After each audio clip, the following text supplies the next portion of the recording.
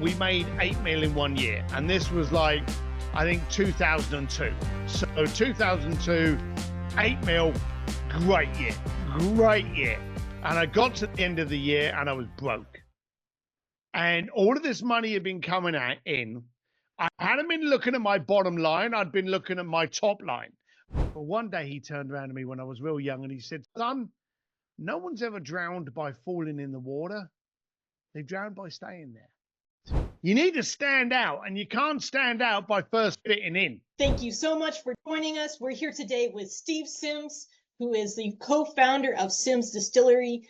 He has been the best-selling author, runs multiple companies, and has actually done modeling for motorcyclists. It's incredible. And today, we're not just here to talk about anything. We're here about talking about disrupting your industry. How do you get ahead when everyone's doing the same thing? And in order to get ahead, you need to be different. You need to do things differently, and you need to try something completely different from the model that you've been approaching business with. And so today, here with Steve, we're going to dive into this topic on how you can be a disruptor in your very own industry and grow your company, get out of your own way, and really develop yourself on a leadership, on a man level, on a family level, and incorporate all the different aspects of business into one spot. Thank you so much, Steve, for being here with us today. That's a hell of an intro. Thank you very much. Let's hope I can live up to it. Yes, love it. So quick question for you, because we have contractors, we have business professionals, we have really high-level professionals like 7, 8, 9 figures, and we got people at the 5, 6 figure range. What does disrupting the industry mean to you? For one, ignoring your bank account. Okay, it's very hard to turn left if you're looking right.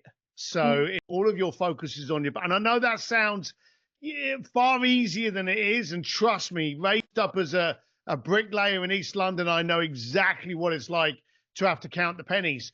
But you've got to change your mindset. And you're right. The whole point today is, as Gary Vee says, we're in an attention society. Yeah. He who's got your attention's got your checkbook.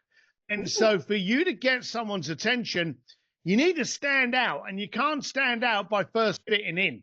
So we all go to conferences. We're all part of communities. Yeah. We all listen to we're all getting the same information. Yes. Yet if someone wakes up in the morning and goes, wow, for you to really step ahead and to stand out in a crowd, you need to wear a yellow shirt. Well, if everyone the following day is wearing a yellow shirt, then we're back to a norm. We're back to a fitting in. We're back into a consistency and a correction. We don't need that. So you basically got to look at what everyone's doing. And as I say, no one waits for the puck. They skate to where the puck's going to be. Yeah. You've got to think, where's the industry going? Okay. Not today, 6 months, 6 years. And you've got to be there. You've got to lead the charge. You've got to stand out, and you've got to have a contradictory point of view to want people to go, hang on a minute. I never thought of it like that. And that's how you jump in. And let's be blunt. Although we shout and jeer and judge people today, we revere people to stand out. We laughed at Elon Musk because he bought Twitter. Yep. We're not really laughing now, are we? No, we aren't. In fact, a lot of people are grateful for that platform. 100%. So you've got to look at all of the people we revere: Rosa Parks, Oprah Winfrey, Elon Musk, Richard Branson. They stood out. An amount of noise from people go, whoa, what are you doing there, fella? Sit down. Know your place. You've got to be willing to disrupt and to get that noise. So what do you think the difference is between being controversial and like just being a D, like an asshole, versus someone who is actually disrupting in a directive fashion? So when you're an arsehole, there's no benefit. You're just a prick. You're just being nasty. You're just being rude. You're just jeering a bit. There's no benefit.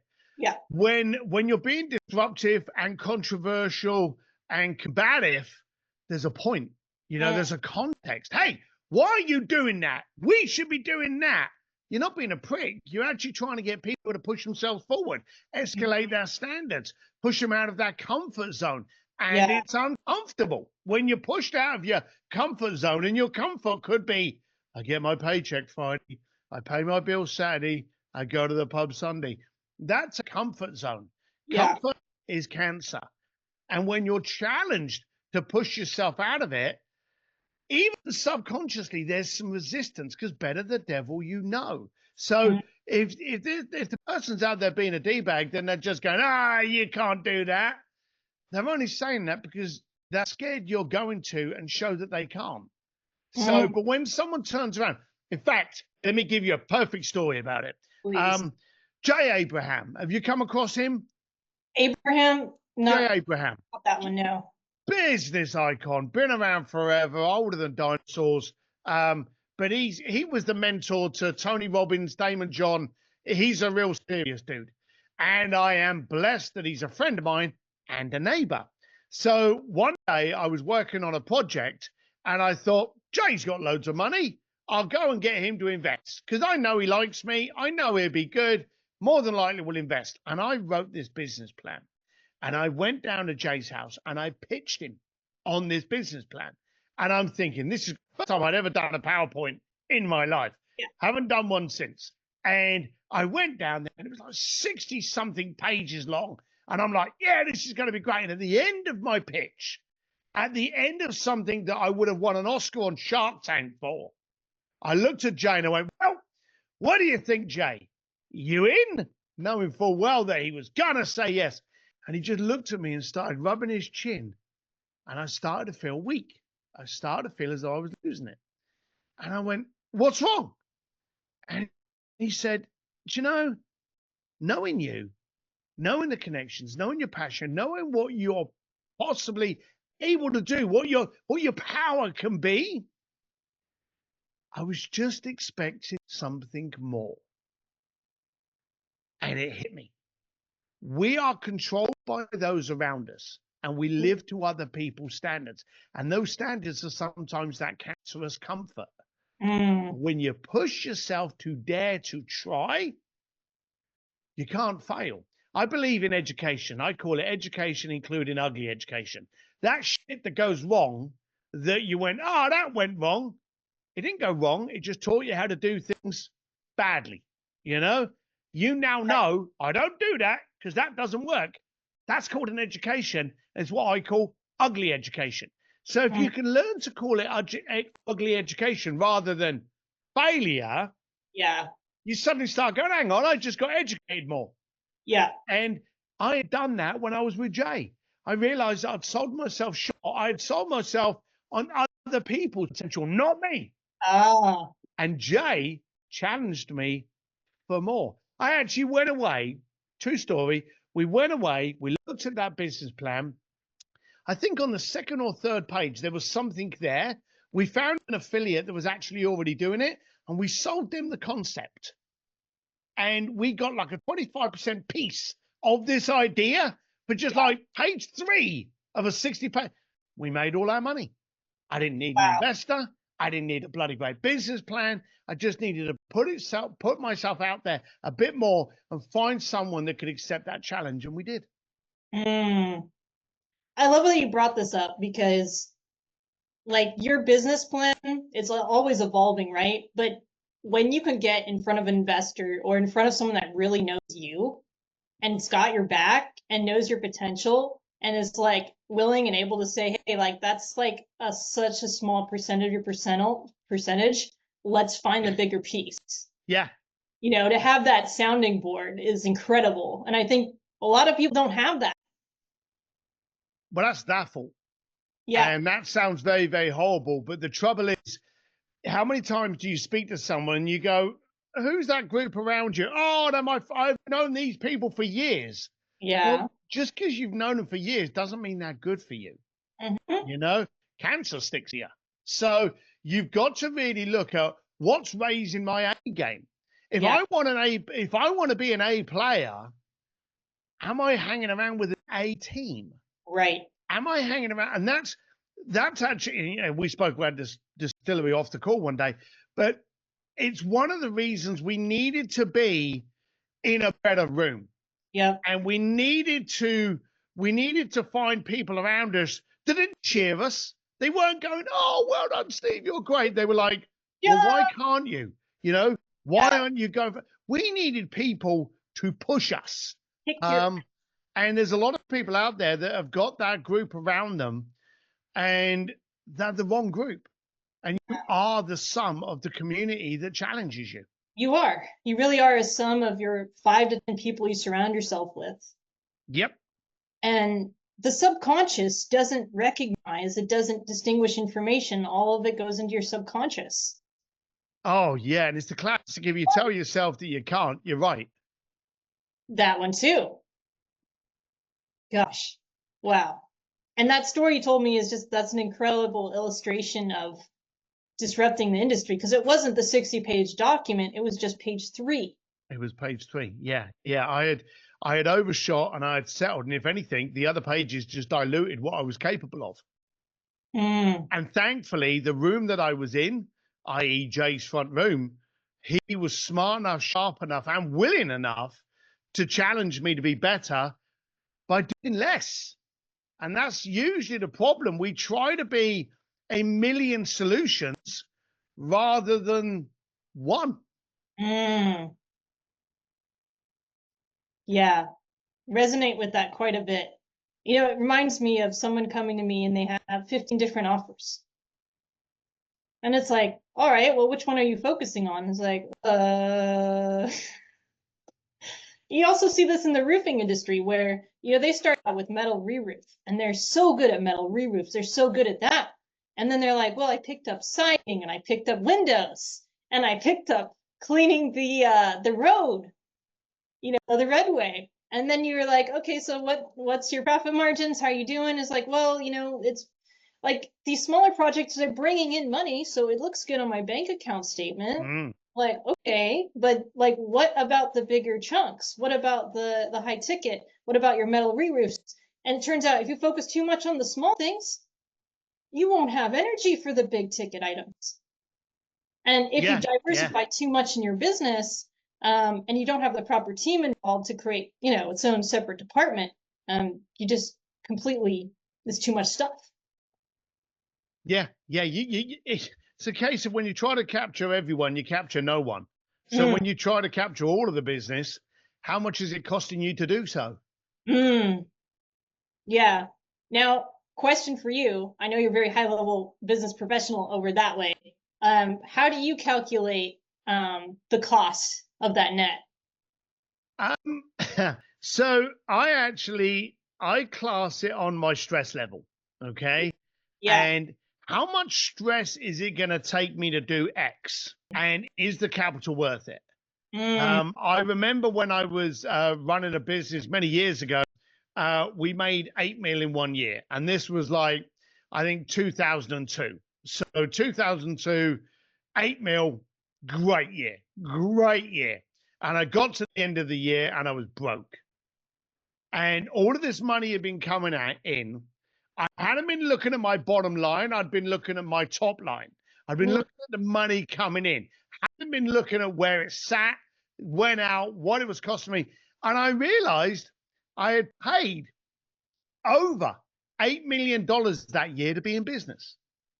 And it's all of these people that come to me and they're like, and I do a lot on roofing events and contractors and startup businesses, small businesses, all the way up to the high level luxury brands.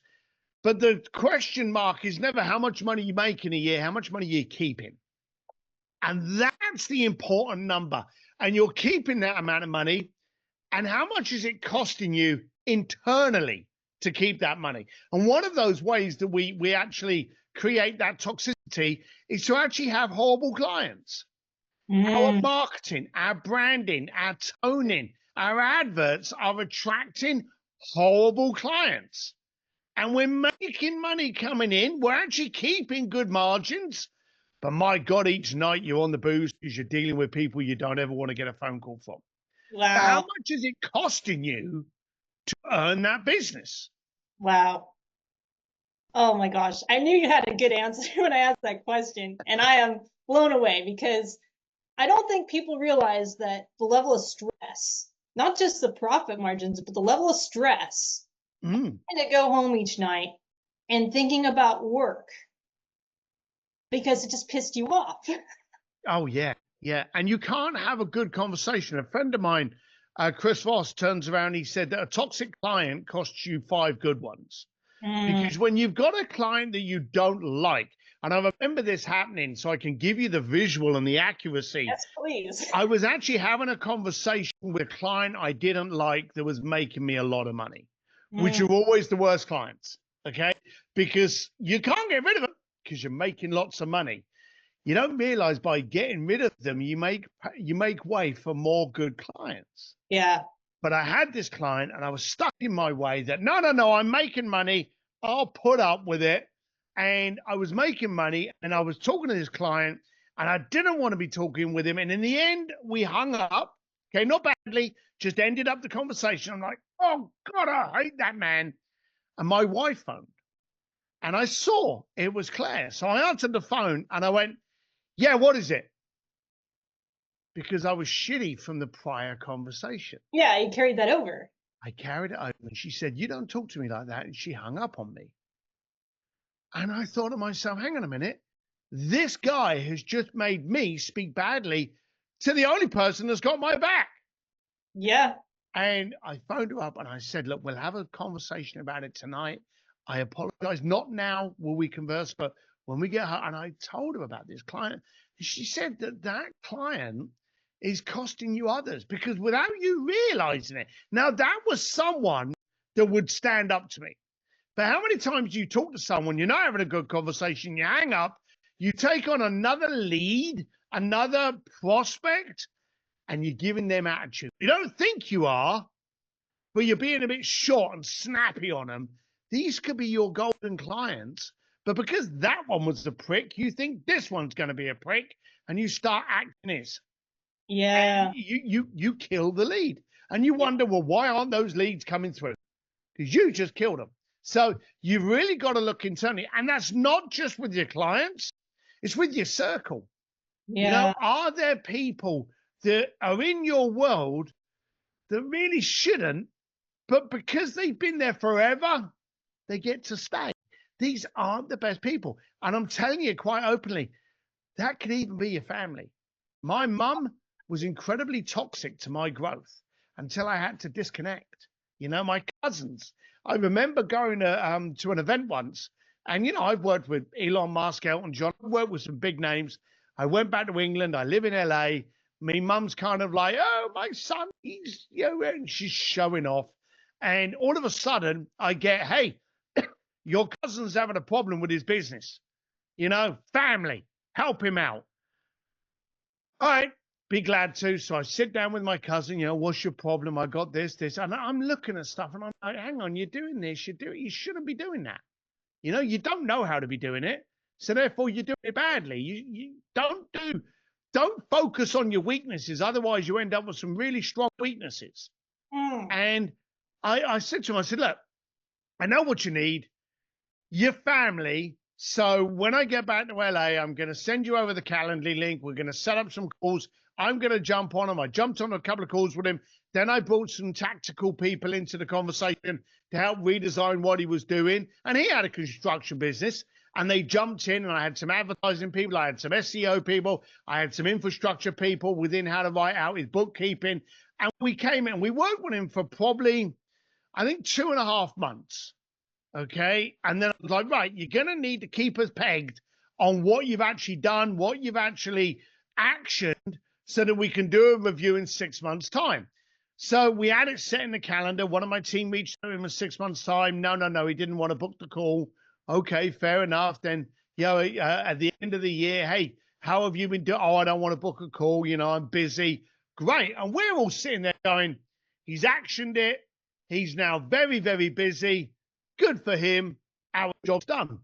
So a year and a half later, I'm back in England and I get his wife come over to me. And as she's walking over to me, I'm with Claire and I'm expecting to kind of like, oh, thank you for turning the business around. Oh, you did wonderfully. He's such a changed man now. We got all the money and the clients we need.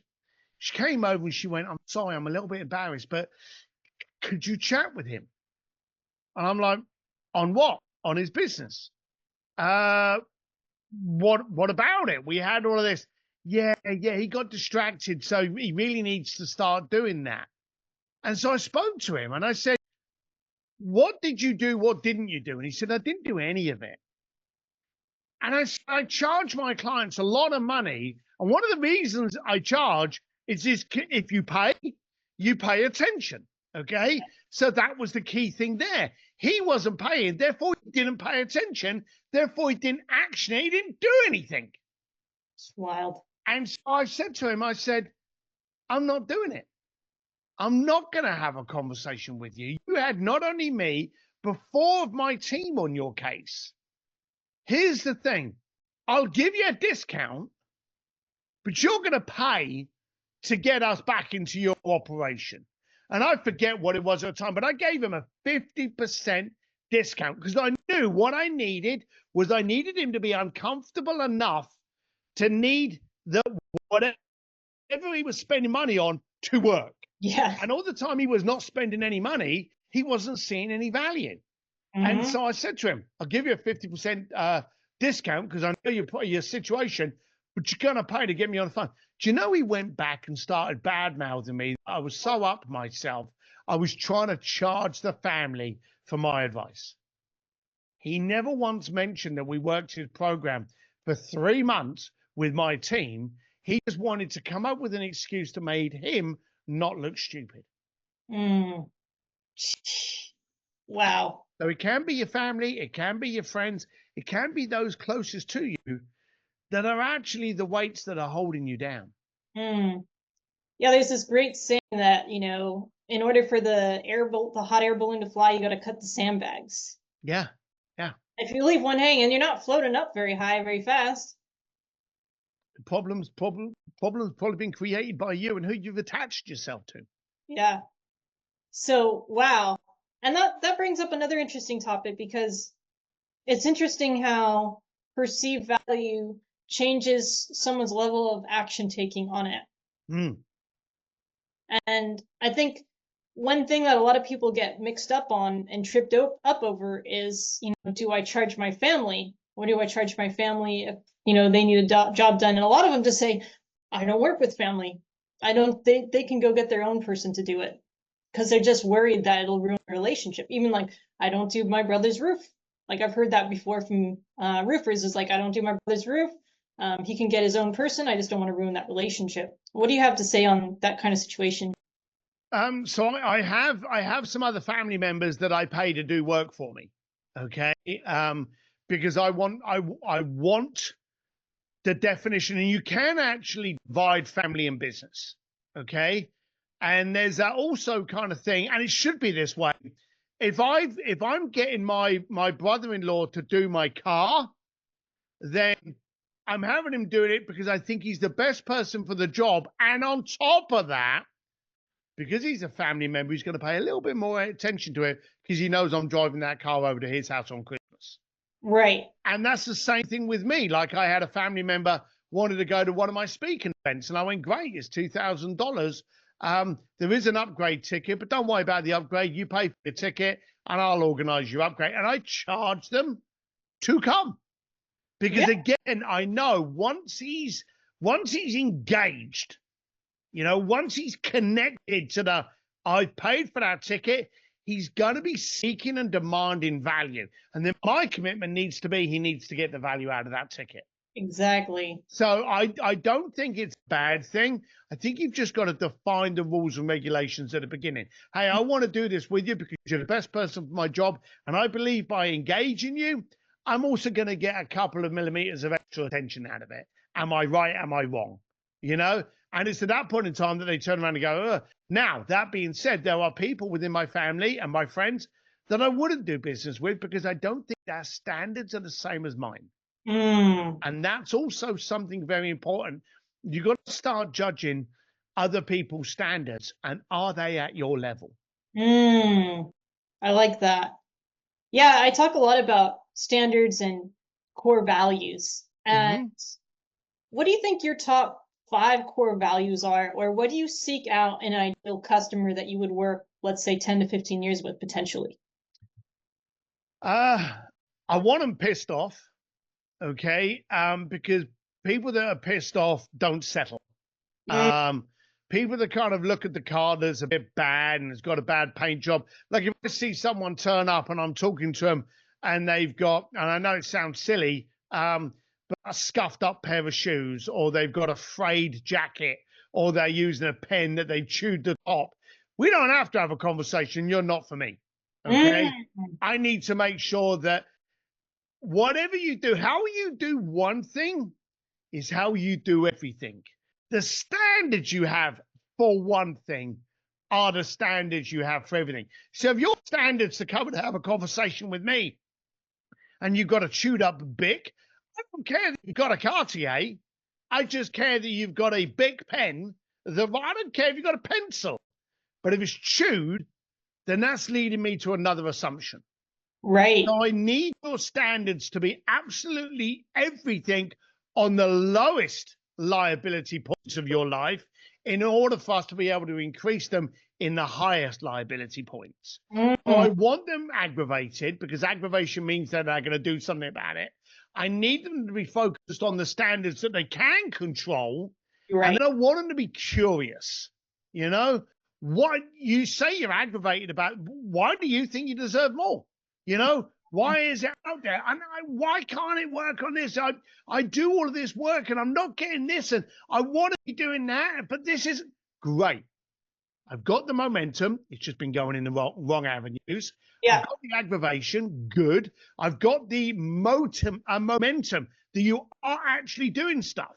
Right. You know, Well, now let's just take all of that. if you look at the spectrum of emotions, apathy and sadness is below anger. Mm. Anger is when you start to make changes, and then that moves to peace, joy, tranquility, fulfillment, purpose. Yep. But So I look for aggravation. Turning point in that emotional scale. Yeah. Yeah. I believe today society does it as well. Society says know your place. You know, society, and again, coming from a construction background, you know, we're the guys that clean up after. And so we're the guys that get cut and trodden on and we get rained on and stuff like that. And we're supposed to take it. We're supposed to know our place. We're just supposed to accept our situation as it is what it is. And that's the most dangerous thing to say. Oh, it's terrible. It's dementia. But we're the people that make sure that you're safe when we've done our job. We're the person that makes sure that we are cleaned up. If we do a good job, you don't see the nail holes, you know, and that standard is what sets us apart. You know, you can't see what we've done because we've done such a good job of it. Wow, I love that. And that standard in yourself is what is going to perpetuate you into other arenas. Mm-hmm. Yeah, and it's like if someone loves their craftsmanship, then when they leave a building or they leave a job or a project, they're leaving and that thing's spotless. Yep. No trash, there's no garbage. Everything's done to perfection. Yep. Yep. As I say, it's very hard to make things look perfect when they're finished. But that's your job that you have to do. And if they can't see the lines, then you've done a great job. I like that a lot. No chewed pencils or pens. No, none of that. But I like how I really like how you demonstrated how you see a person's value, because you're looking at the lowest denominators and what is required to shift those into the highest ones. Yeah. Oh yeah, there's a story that I actually had in my last book. I like an old fashioned, okay, and an old fashioned. It's only got like 3 ingredients. It's very hard to mess up an old fashioned, but people do. And the biggest problem they do is either putting too much slushy ice in there and, you know, a whole, you know, big slice of orange in there. Those are the 2 things that can really mess up the drink. And it's always got to be a single ice cube, and it's got to be a slither of ice wine. And I was in this bar with a friend of mine. It was lunchtime. And I was on the bike. I wasn't drinking, and he was going off to do an event or something. And he said, "Oh, we're going to share an old fashioned." I said, "I can't drink. I'm on the bike. I've got to get home." And he said, "Well, I'm going to have one for you." And I'm like, "Great." And he orders this drink, and it turns up, and it had like half an orange in there. It looked more like a bloody fruit punch than a cocktail. and then it had loads of these shards of ice in there, which were already melting and just turning the bloody thing into slush. And I looked at him, and he looks at the glass, and he looks at me, and he picks it up, and he takes a sip, and I went, "Is that nice?" He's like, "Yeah, I've had better." And I said, "What you do in the next few seconds dictates how you're going to live the next few days. Are you going to accept that, or are you going to politely change it and basically correct it?" And it doesn't have to be rude. And he's known me for a while, and he went, "Excuse me," and he spoke to a different bartender, and he said, "I do apologize, but it's this drink, this," and the bartender turned around and went, "What is that?" And the bartender said that, and he went, "I asked for an old fashioned," and the other guy went, "He's new. Sorry about that, fella. I'll do you an old fashioned because that clearly isn't one." He got the ice cube, he got the little bit of rind, and it was perfect. But the guy drank it with such pride that he had addressed something that wasn't to his standards, and now he could continue. And it doesn't have to be rude. You get a cup of coffee that's not warm, you get some fries that aren't warm, you get someone park badly next to you, hand you some paperwork that's all scuffed. Anything that happens, if you can just go, "Hey, excuse me, I'm sorry to be petty, but can you actually print this off cleaner for me? Can you change that? I noticed that wasn't done. Can you have that?" And you just do that. Two things are going to happen. One, you're actually putting a line in the sand of what you will accept. Okay. Do you know, here's the weird thing. Secondly, people want to live to your standards. Right. And that's like comes into another concept as well. I freaking love that story. I'm going to address that as well. Where if you hold the biggest energy and the biggest frequency in the room, everyone else adapts to it.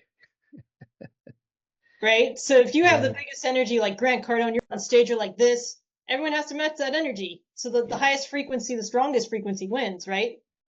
I'll give you another boring story. I had a coaching client of mine, and this guy, I wear Vans. Okay. I wear Vans and salvage denim.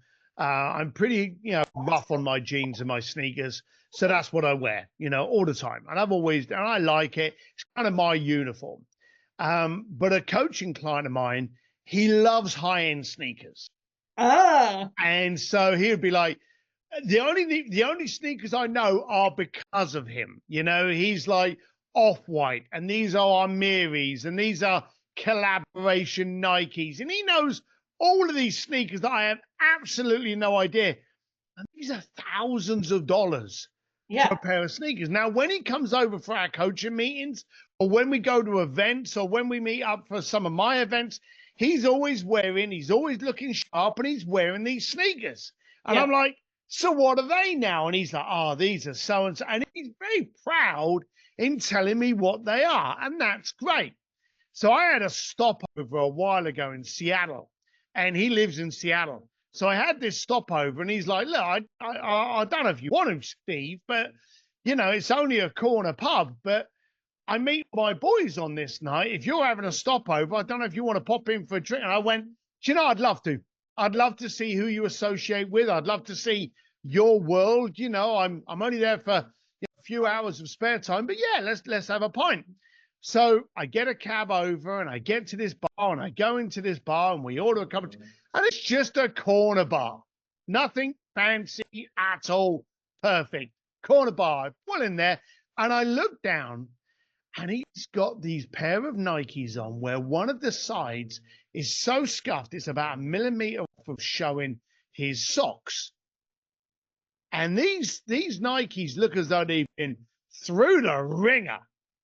And I looked down, and I looked at him, and I just looked at these sneakers, didn't make any comment. "Nice to meet you guys. What do you do?" I'm just hanging out, we're drinking a beer. We couldn't have an old fashioned. It wasn't a cocktail bar. It was literally, "What do you want, beer or wine?" It was that kind of thing. And I'm like, fine by that. So then he said, "Look, let's get another round." And I went, "Oh, I'll come with you and help you." And I get up to the bar, and I said to him, "You want to tell me? You want to tell me what's going on about these shoes?" And he says to me, "I can't wear good sneakers with these boys." And I said, "Who says that?" He's like, I've known these guys for years, and I thought, but they're always scruffy. I can't turn up in some of the sneakers that I've actually got. And I said, well, so you're settling to their standards. And he's like, I knew you were going to say that. And I said, look, dare to change it. I said, one day, why don't you, just out of the blue, turn up in your nice pair of sneakers? Turn up as you. So he's like, I said, look, promise me you'll do that. And he's like, yeah, I'm going to do it. So a few weeks later, he actually texted me and he went, I didn't do it last week.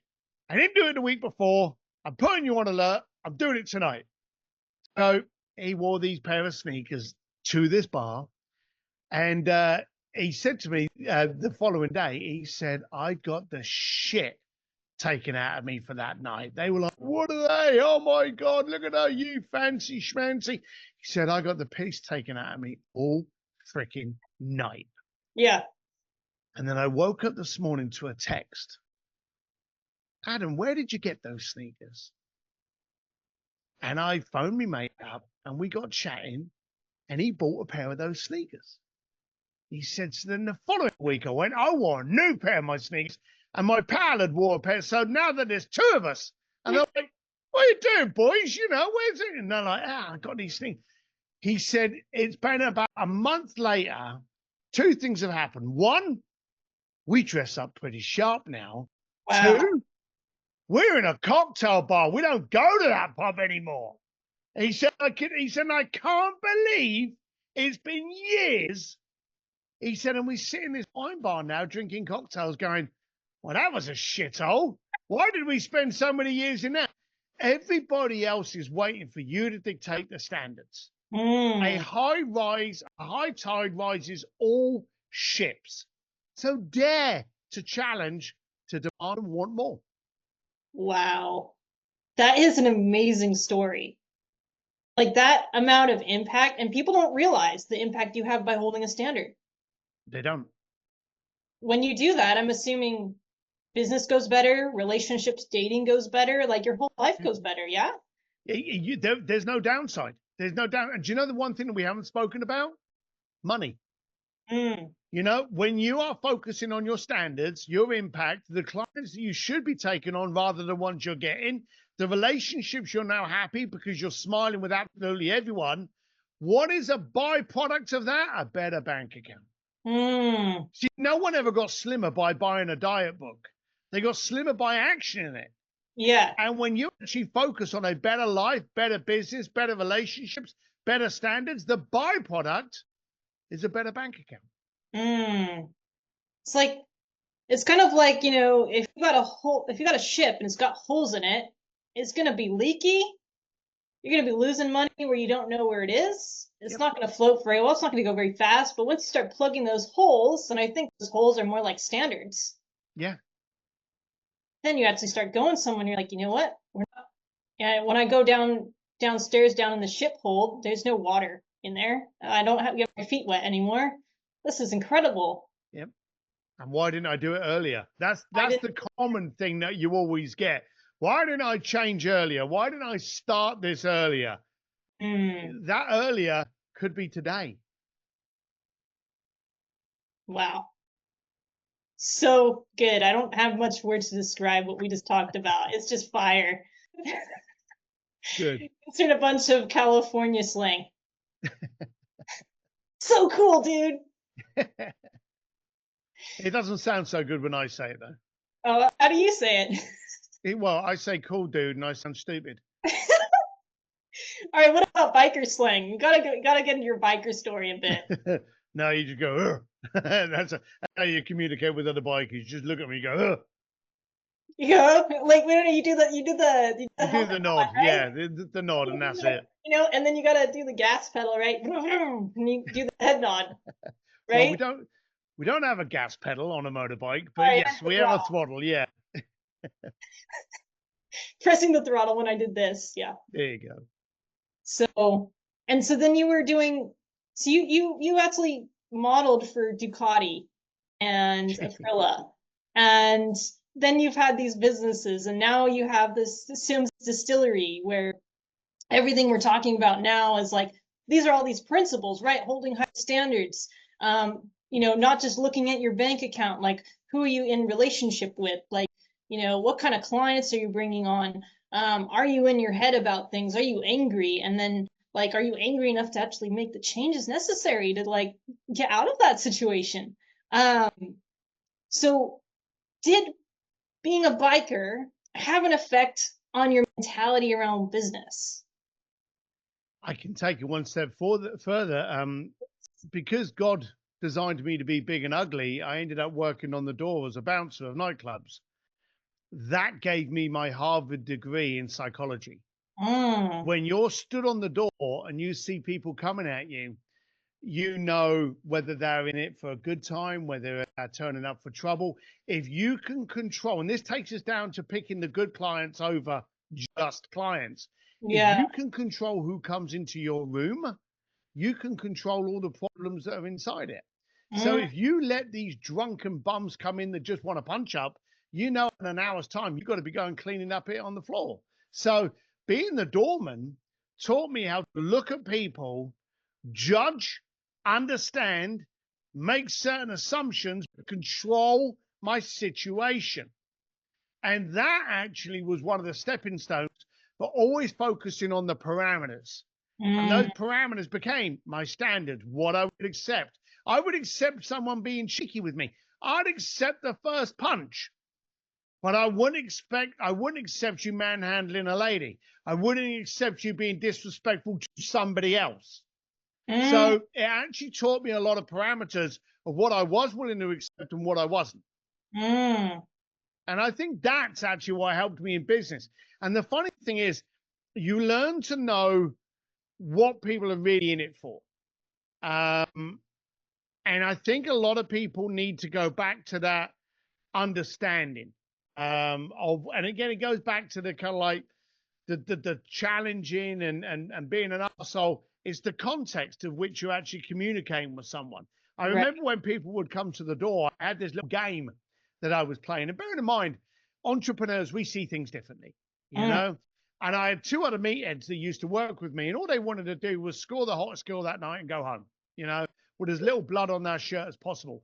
That's what they wanted. Me, I wanted to see what was going on. I wanted to understand people.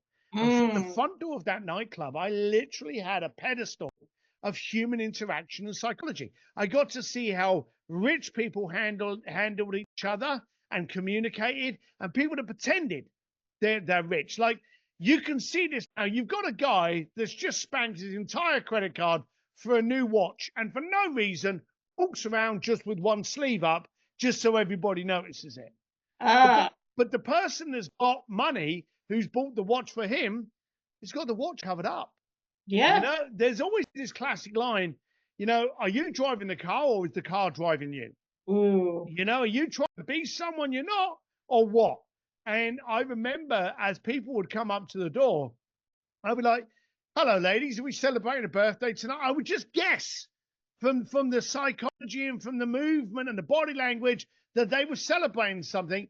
And I would see if I could guess it first. And if two guys were turning up and I thought there's a bit of trouble, I'd be like, hello, lads, you been anywhere else tonight? Yeah, we've been around the corner. Bit of a slow night, was it there? You're not too happy about it. And I would just ask these kind of probing questions just to get some kind of indicator on their mood. And then I'd turn around and go, look, boys, I don't want to be rude, but you're not in a good mood. We got a party going on in there, and I don't want it ruining your night by me having to step in. So here's the gig. You come back tomorrow night. Don't go to that other pub first. I'll buy you your first beer. How's that? And half the time when you communicated like that with people, they were like, oh, sometimes they would get leery. And then it'd be a case of, look, I don't want to dance, but if it's what's going to stop this going any further, then let's begin. But I'd really prefer if you just go home and we could call it a night. And if you back people into a corner by trying to be all big and scary, 9 times out of 10, they only have one plausible reaction, and that's to come out fighting. And so Yeah. all of that kind of ability to communicate, and I mentioned Chris Voss earlier, never split the difference. We've spoken about this he was an FBI negotiator. I was the doorman of nightclubs. If you Right. can learn the art of negotiation and actually trying to get into the person's psyche, understanding and how they see things, then you can actually connect with them. And in Mm, today's world, we've already said it's an attention society. It's a connection society. We want to connect with other people. yeah. We're human beings. We're pack animals. We really haven't developed that much. We want to hang around with other people that we love, whether it be other people that love motorcycles or other people that love cooking or origami or crocheting or whatever. We love to hang around with people that we share the same likes and dislikes with. Yeah. So Yeah. if we can learn how to connect with people on a very, very simple and easy, non-transactional way, then we've just established a good connection. Wow. And and it's really incredible that you talk about how you like de-escalate and direct people at that door. Yeah. And okay, free beer, I'm sure people have accepted the offer. Oh, maybe I'm a little too tipsy tonight. Yeah, Maybe I never paid for a lot. I got to be honest with you. I was kind of surprised. I expected more people to take me up on my offer to free beer the following day, but it wasn't that many that did. A lot of them would come back and just go, "Hey, sorry, mate, I was a bit leery. I'd had a bad day," and they would just say that. They weren't expecting a beer, but because I had spoken to them as a human being Mm, rather than just as a knuckle on the door, yeah, I ended up having that interaction. yeah. And I'm sure you didn't get into as many I kerfuffles did because not. you were I able to. absolutely did not. I was very, very good at it. And if someone was about to kick off, 9 times out of 10, the other two meatheads would send me in to de-escalate it because the art is to be able to go in, confront a situation, reframe that situation, Mhm. adjust the conversation and mentality into it, and any heat. Because 9 times out of 10, and anyone that's got dogs knows this, there's something called transference. I Mm, gave you an example of it earlier when I had a bad client and I spoke to my wife badly. yep. Well, that person on the dance floor may be having a bad day, and you are now just giving them something that they can transfer that bad day onto. Mm, And so if you can get in there and go, fella, you look as though you're having a terrible time, you know? Do you want to just go over and sit at the bar and we just sit and we can breathe for a second?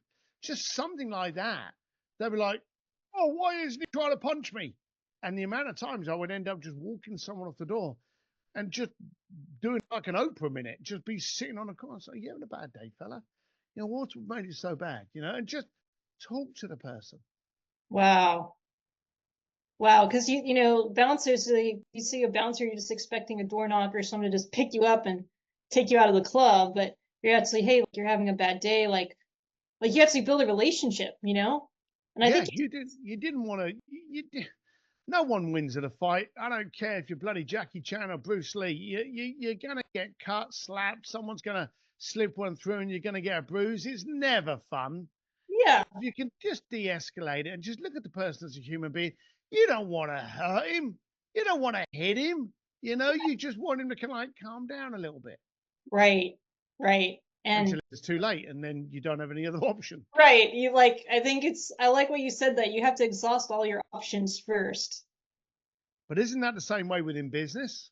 Mm, But we don't. We go straight into business. And what's the first thing we have a conversation with them on? The price. mm-hmm, That is the worst conversation to ever have. If you're speaking to someone about the price, it's because you failed to establish the value. mm, It is the last point of the conversation. yeah, It should always be so. And you should build up so much value stack in it that, well, I do this, I bring this, I actually come back once a year just to make sure that that's clean. I'm always on hand. If you need to get hold of me, you'll be able to do that. And I'll come out. If there's any problems, you just give me a call and I'm straight back or one of my team. If you build up all of that value and then go, and it's only this, then people are sitting there going, my God, I get all of that. And that's called a value stack. So mm, if you're just going, hey, I'm 10.99, and they're going, well, that guy's 9.99, and then what do? You start arguing the price. Yeah, but that 9.99 because they don't do that. I'll do it at 8.99, and then that's just a race to the bottom. wow. And I like that. Just turning off my phone here real quick. I like that analogy because if you argue on price, there's always going to be the lowest bidder, right? Oh yeah, you can't win. See it in You can't roofing, win. man. Like I was talking with my brother, and he has an electrical business, and he's over in Montana. And he's like, man, I put in a bid, it's like a reasonable price, and yet there's always someone that I don't even know how they make their money. And 9 times out of 10, that's what we were saying earlier. 9 times out of 10, they're not. Yeah. There's a lot of people that will actually. There's some companies out there, prime example, Ticketmaster and Amazon. There are companies out there that have so much money, their job is to put other people out of business before they up the prices. You know, Mm. Ticketmaster put all the scalpers out. Now they own the largest scalping site on the planet. Amazon put all the booksellers out of business. Now they're steadily increasing their prices. So there's a lot of people that actually will go low to put you out of business so then they can hike up. And then there's other people thinking as long as they get your business, then you'll go elsewhere. But what do you end up? You end up with other bargain basement hunters. Mm. I want people to come to me because they get quality, they get impact, not Right. because I'm the cheapest, because I'm absolutely way not. But if I can show you what you get for the dollar, you'll pay 3 times more than you would to someone else and still feel as though you ripped me off because of all the impact and value you get. Mm. Yeah, I think when someone tells you, like one of your clients is like, man, I am so lucky that I got board on with you than what I did. Oh yeah, you get the good thing. The good thing I like is every now and then, every now and then, after I've been working with the client for a while, they'll send me a screenshot of their text thread where Ah, they were talking to someone going, what is this guy? Oh my God, I don't know if I want to work. He sounds horrible. And oh my God. And then, like, this is the greatest guy. Oh, he did this and we're able to do this. And more importantly, they then were able to do this based on what had helped them. And it's just good to see those early text threads of where they just had a slightly different impression to the one that they got. yeah. And you know what? I think one of the most powerful relationships you can have is when someone defends you in the rooms you're not in. Well said. Mm. And I think that's why your circle of connections and your customer base too, your client base, is Yeah. so crucial to have the right people in the room. Yeah. And you can only do that if you're true to yourself. Mm. If you're confusing with your message and buy off 30,000 products and not being brilliant on one of them, Yeah. then someone says, oh, what does Steve do? I don't know, 30,000 things, Mm. rather than just going, he does this. Mm. Yeah, and when you can dial it in, then it's easier for your clients and your customers to relay what they do, Yes. right? What do you do? Like, oh, she's got 50 different offers. That's not gonna fly, No. you know? Hmm. Wow. So tell me a little bit about Sims Distillery for our audience, because we've gotten through so many principles. I'd love to see, and maybe share with the audience a bit, how you structure a network or a room. I structured and arranged the room out of aggravation, curiosity, and the revelation that there wasn't the room that I needed to be in. I'm 58 years old. My son is 26. Mm. Both of us need different things. He can take more risks on long-term goals. I've got a shorter tolerance to risk. So there are different things, but we need different educations. We need different motivations. We need different challenges.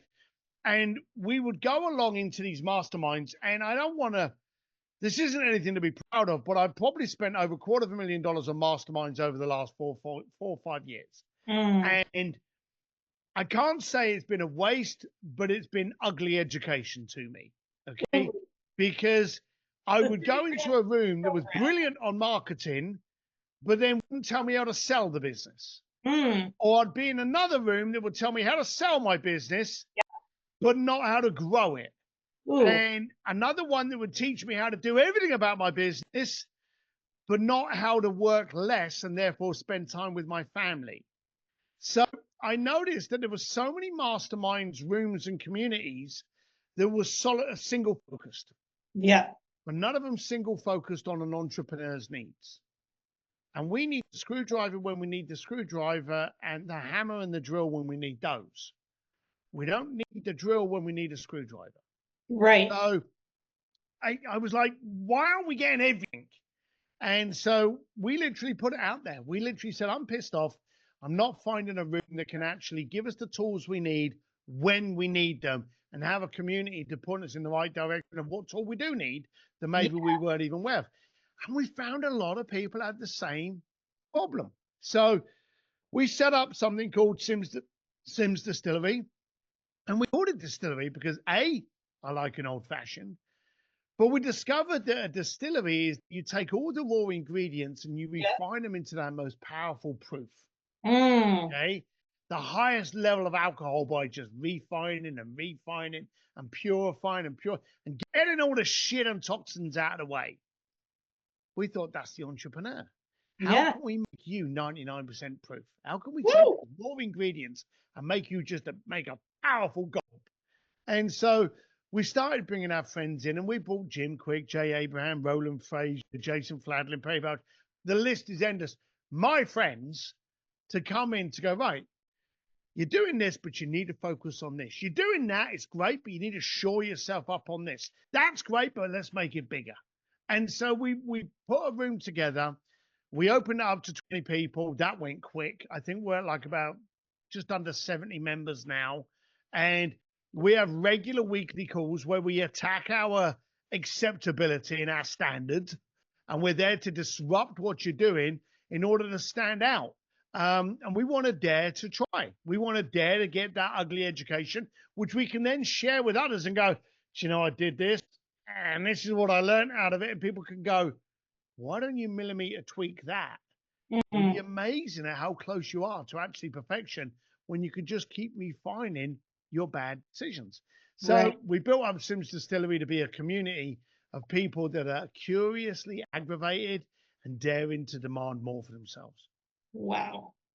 And I recently went to a distillery, and the difference in quality of alcohol between the different proofs and aged barrels, it's incredible.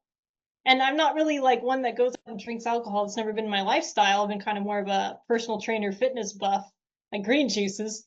But going to this distillery and seeing and getting to flavor the different proofs and the different aged barrels, like as you go up the ladder, the quality, the refinement, the flavor, you don't need so much. You just need a sip, and it just sends you into a different experience with it's like your wine tasting. It's like your and the fact that you can create so much potency and so much value and so much gold nuggets that you just need a little bit, Yeah. and you just need a couple degrees to get yourself on course. Oh yeah, you can't drink a pint of whiskey because it's just too powerful. That is so refined that you have it in small elements. Mm-hmm. The funny thing is, I don't drink a lot. My son doesn't drink at all. But we just felt that the concept behind the distillery was the best way to explain what it is we're doing for entrepreneurs. We're making them as powerful as we can in as small a dose as possible, and that's where it's important. You don't want to work 28 hours a day. You don't want a Okay. 60-page document when you want page 3. Exactly what we want. That well said. Yeah, we want to be able to make sure that you do this so you can do this. Right. And you don't want the cost of a brilliantly profitable business to be your family. Mm, yeah. And just a thought, what do you think about the 4-hour work week, or hours in the day versus like actual results in your business? So I'm actually in the 4-hour work week. Tim interviewed me many years ago when he was writing that book, and I'm actually in it as one of the Heard that credited. 4 times. It's incredible. Even the kettlebells swing. Yeah, I'm in there. It's weird. Um, I don't know if I could do a 4-hour work week. I like the concept. Mhm. Um, but as an entrepreneur, we get bored I and love we it. have to do things. Um, so, but at the same time, while I wouldn't want to do a 4-hour work week, I wouldn't want to be ordered to do a 40-hour work week. Mm, And the other thing is, if like it's Joe Polish turns around and he talks about elf businesses, easy, lucrative, and fun. When you are doing what you're good at and what makes you money and is not toxic to your health or your family, You can do it all day, every day. It's not a stress. I always look to find play jobs. Mm, And when I say play jobs, if I asked you to fight, I don't care who you are, you could only fight for 5 minutes, maybe 3 minutes, depending on your fitness. And yeah, then you'd need a break before there's another round. And maybe you could last all 10 rounds if you're right. really super fit. For anyone out there that's got kids, how long can those kids play? They Mm, can play all day. definitely. They can play until midnight, and you're going, Like, hey, you got to stop no, it's playing. You got not to go to bed. bedtime yet. It's not Yeah, bedtime yet. Oh, it's only 9. exactly. So the point is, you can play forever, but you can only fight for a short period. So when Mm, you're fighting on your business, they ain't going to last long. But when you play with your business, mm, it suddenly becomes relaxing. It suddenly yeah. becomes easy. And then you just like what I end up doing is I love the 4-hour work week as well, and yet I love to work because work is play, and you just get sucked into so many projects, and it's just like you just keep deriving energy from that to continue to do it, right? Yeah, it does. We talked about alcohol. It does become your addiction of choice. Yes. And when you find that you're doing so, and that's where it can be problematic, and that's where the control has to come in again. But you can find yourself going down a rabbit hole of just having immense pleasure Yeah. in something, and you don't, and then you'll get a tap on the shoulder, honey, we're going out for dinner, and you're like, oh, I really want to go and have dinner with you, but I'm really enjoying doing this. And you then, now the good thing is, it puts you in a position of choice. Mm, You know, the choice to be able to go, I'm going to stop that now. I'll come back to it tomorrow, but I'm going out with my wife, you wow. know, and I don't have to look at my credit card before I order what I'm going to eat. And that at the end of the day, isn't that why we're doing it, for the choices? Yeah. Freedom. And also like I'm choosing my wife right now. Yeah. I'm choosing when I work. I'm choosing financial freedom. And you're just becoming a more sovereign, powerful superhuman, And becoming more again, real. and everything will benefit from that Because we're arrival. exactly, we are an ecosystem. We're actually our whole species, we're all interconnected. There's this transference, right? And so when you start taking care of yourself, you start healing, you start taking care of your business and, fixing the holes in the ship and raising your standards, then everyone around you gets to benefit. And I've seen, and you've even showed in the story that a whole tribe of men, a whole group of men sitting at like a corner pub can elevate Yeah. through one person choosing to wear the nice shoes. Yeah. Mm. And I really feel like that is the essence, the distillery of Sims Distillery, is that distillation of those principles in a room. Yeah, I would say you've just fine tuned it down. It's the standards that we will accept. Um, and we want to accept your standards by raising our standards. And again, it's the classic, all ships rise on a good time. Mm. Love that. So, wow, what an incredible interview today, Steve. Blown away beyond expectations. And I was just wanted to ask you, what are 3 principles or 3 things you want to share with the audience to kind of distillate the interview today? Wow, 3 things. God, that's very broad. Um, there's the classic. It will change. Doesn't matter what it is. It will change. So get comfortable with being uncomfortable. The second thing, in the ever changing world of AI, CGI, not knowing whether it's real, false, fiction, who knows, the ROI on a relationship is still the greatest investment you can make. So Mm, focus on people. And thirdly, I'll finish by giving you a statement from my old dad, thick Irish bricklayer, um, thick fellow, I mean, but not a wordsmith. But one day he turned around to me when I was real young and he said, son, no one's ever drowned by falling in the water. They've drowned by staying there. And he said that to me when I was 17 years old, and I had no bloody idea what he was talking about until the years came along that I realized that we're often going to fall in the water, but we have a choice. And so I'll leave you with those 3. wow. It's so simple and yet so powerful. Yep. Wow. Amazing. What a way to conclude this interview today. Oh, wow. Words of wisdom, man. How can people reach out to you, Steve? Where can they get in contact with you? Oh, I'm pretty easy to find. Steve D Sims everywhere. There's only one M in Sims, and don't forget the D for dashing. So Steve D Sims, Instagram, Twitter, wherever you get your social, or stevedsims.com.